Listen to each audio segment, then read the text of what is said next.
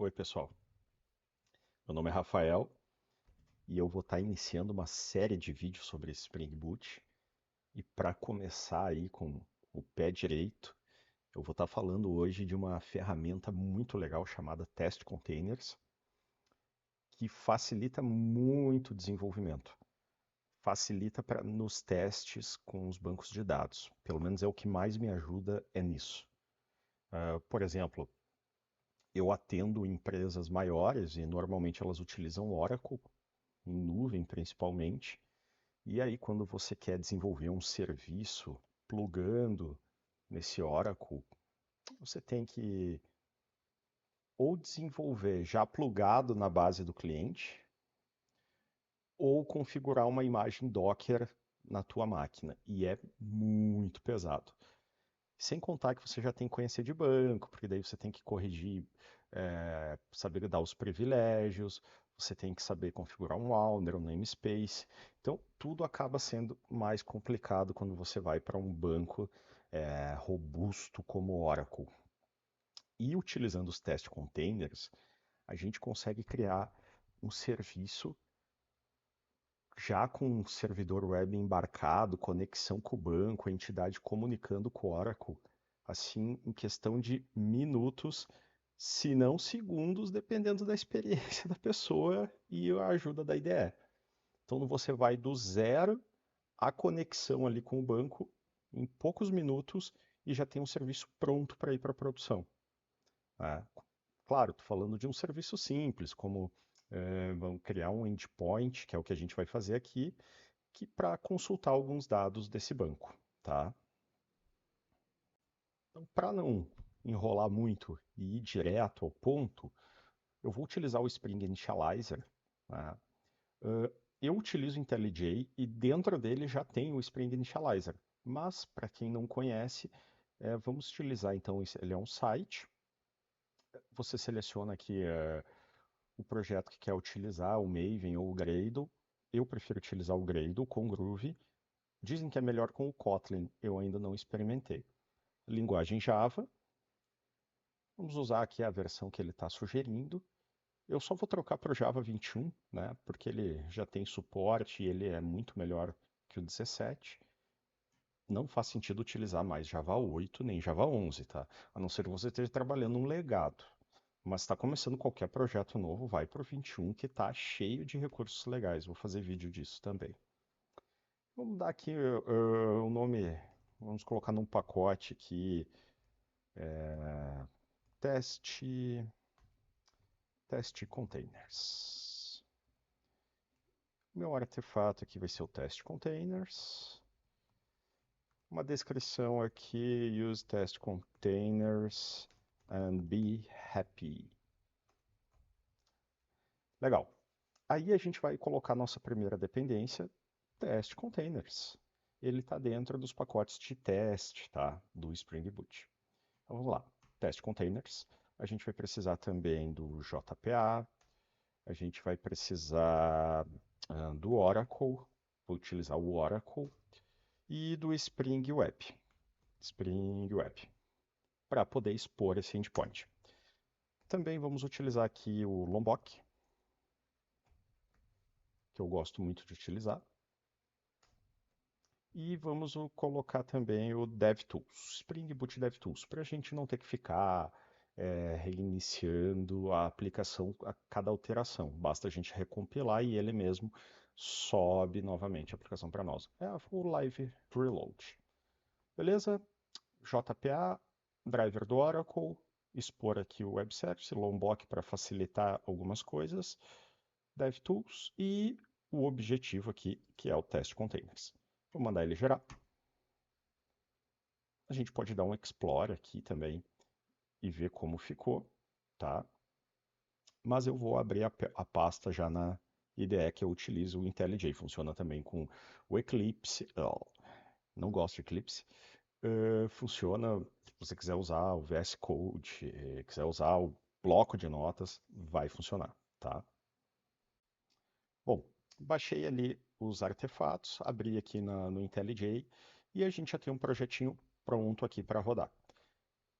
O que que acontece? Eu posso vir aqui nos testes, ele gerou uma classe para mim, test containers, application.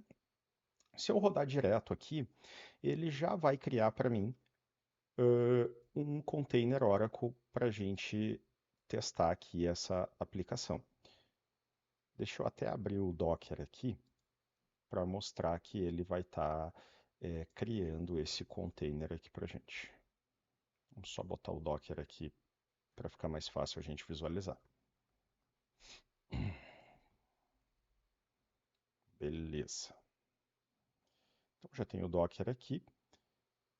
Quando terminar de subir a aplicação, se eu pegar meu Docker, só selecionar aqui, dá para ver que ó, ele criou os containers. Se eu der um stop aqui na aplicação, ele vai automaticamente apagar os containers. Então, bacana. O que que eu vou configurar a mais aqui, tá?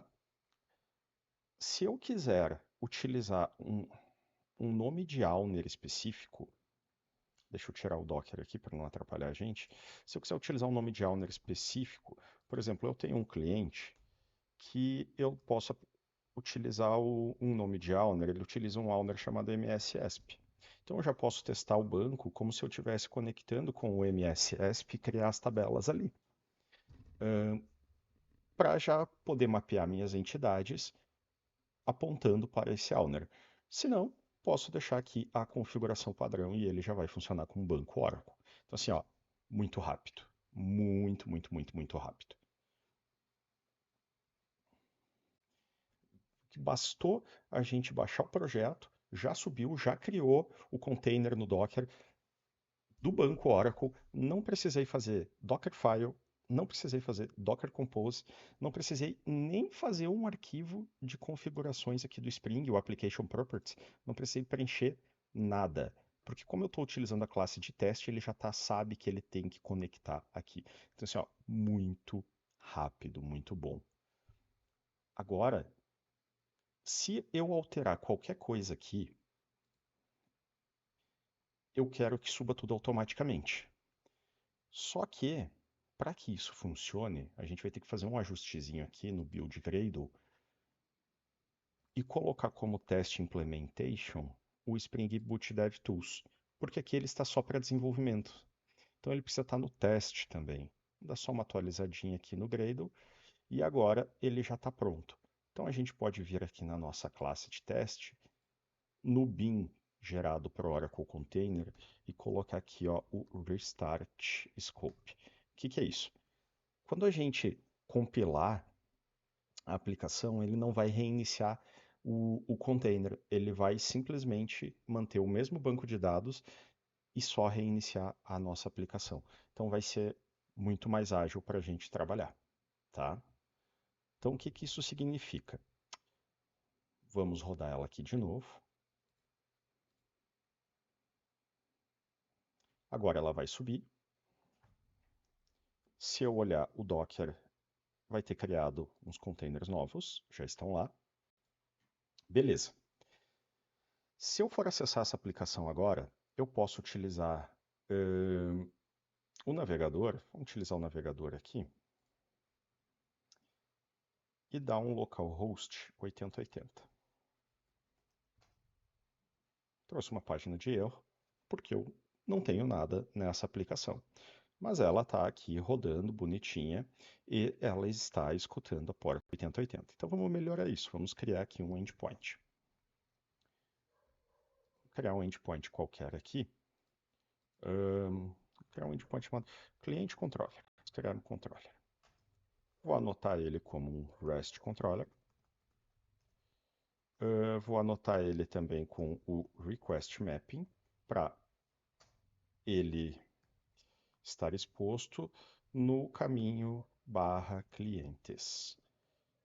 E eu vou colocar aqui um método get, então para retornar nesse momento uma string, tá? Private string get sem parâmetro nenhum, return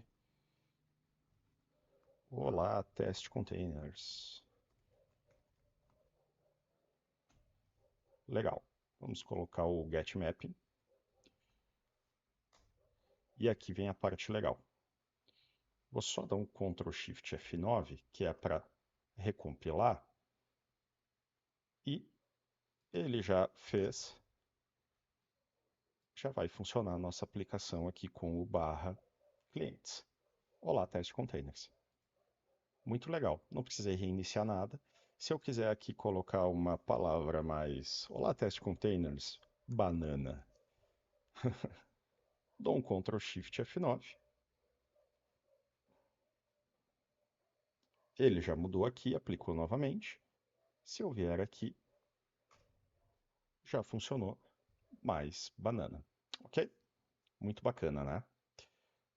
Agora, se tratando do Oracle, vamos mapear aqui a entidade para conversar com o Oracle. Então, vamos criar aqui uma entidade, uma classe de entidade chamada cliente. Então, vamos colocar lá um arroba table, perdão, arroba entity. Eu não preciso utilizar o arroba table se eu quiser que o nome da tabela seja igual ao da entidade. Mas nesse caso, eu gosto de colocar a tabela com o nome no plural, uma tabela de clientes. E toda entidade tem que ter um seu ID. Vamos utilizar aqui então o private long ID. Não vou entrar nos méritos de tipo de geração, do ID, se vai ser sequence, se vai ser o ID, enfim. Aqui é só para a gente ter uma entidade funcional. Então, private string nome do cliente. Para não ter que ficar criando getter, etc., eu vou utilizar o Lombok, arroba getter e arroba setter. E a JPA também me exige um construtor sem argumento. Então, no args constructor. Perfeito, está pronta a minha classe. As anotações do Lombok vão gerar os métodos ali em tempo de compilação. Bom, agora basta eu criar um repositório. Então vamos criar aqui um repositório. É uma interface cliente repositório, repository, está aqui.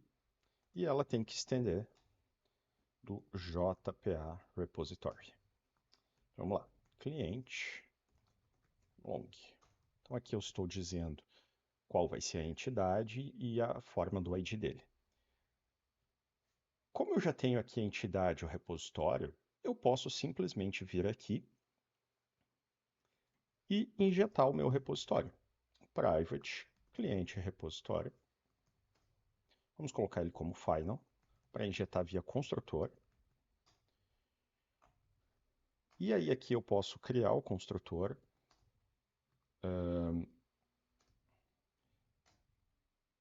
para o Spring injetar automaticamente. Ou, para não ficar muito poluído o código, eu posso colocar uma anotação aqui, @requiredArgsConstructor. Quando eu for compilar essa classe, ele vai identificar todos os atributos final e vai criar um construtor com esses atributos. E aí eu posso criar aqui um getMapping, vamos mudar esse get aqui, tá? Eu vou trocar aqui ele para uma lista, então ele vai retornar uma lista de clientes, certo? E aqui eu vou simplesmente dar um cliente repository.findAll. Legal? Então é o seguinte, agora para funcionar, como esse nosso container a gente subiu e ele não está configurado ainda o banco, se eu vier aqui e rodar, simplesmente subir novamente a aplicação, ele vai reiniciar, vai subir. Só que se eu executar esse controller, vamos executar aqui por dentro da IDE mesmo. Essa ferramenta é muito bacana, que você pode utilizar aqui como se fosse o seu URL lá, o curl, depende como gosta de pronunciar, e ele vai me dar um status 500. Então vamos ver aqui o que que houve. Então ele vai nos dizer aqui, tabela ou view não existe. Como é que eu resolvo isso? Eu venho aqui nos resources, vou criar um arquivo schema. Eu posso fazer de duas formas, na verdade. Eu posso criar um schema.xml criando a tabela, ou eu posso utilizar o arquivo de configurações e mandar aqui o JPA criar. Spring JPA DDL e dizer aqui, ó, o que que ele vai fazer. Create, ele vai criar novamente, vai destruir. Vamos botar update, que se não existir a tabela, ele vai criar. Vamos eu vou dar um restart aqui, porque aí nesse caso, uma configuração totalmente nova. Vamos executar agora o nosso endpoint assim que ele terminar de subir. Como ele está criando o container de novo, vai demorar um pouquinho, tá? Vou executar agora o endpoint e ele já retornou 200. Ou seja, está dizendo, ó, não tem nada lá dentro. A gente pode inserir dados de duas formas. Eu posso criar aqui um endpoint e inserir alguns clientes, ou eu posso dizer aqui que quando a aplicação sobe, e pode ser dentro aqui do meu arquivo de configuração de testes, só quando for testes, eu posso criar aqui um bin chamado Application Runner.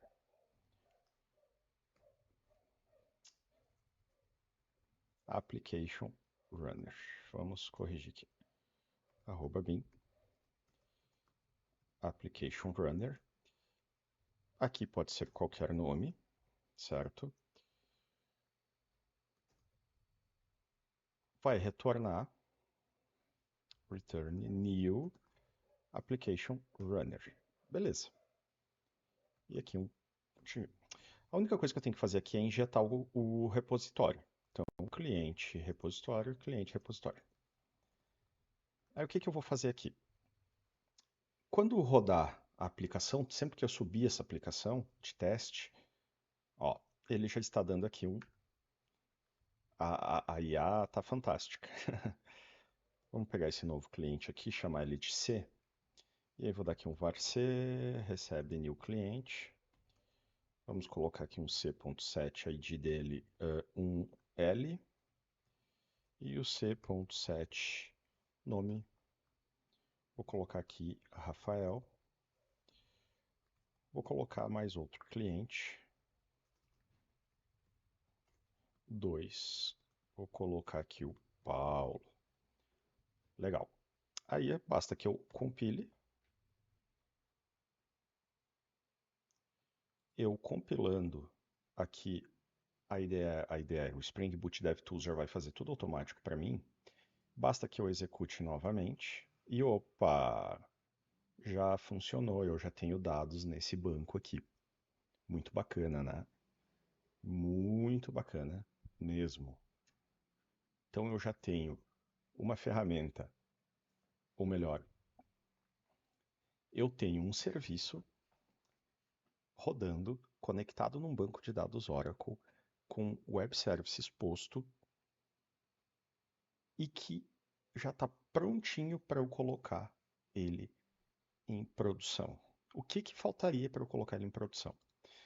Bastaria eu vir aqui no Application Properties e aí eu vou colocar as configurações de Data Source aqui, aí sim para ele conectar no banco Oracle do meu cliente. Se eu quiser, eu vou configurar uma porta aqui diferente de 8080. E aqui a parte de DDL, eu posso deixar o update, que ele vai criar essa tabela se não existir. E se já existir essa tabela, ele vai ignorar e já vai me trazer os dados do banco do cliente.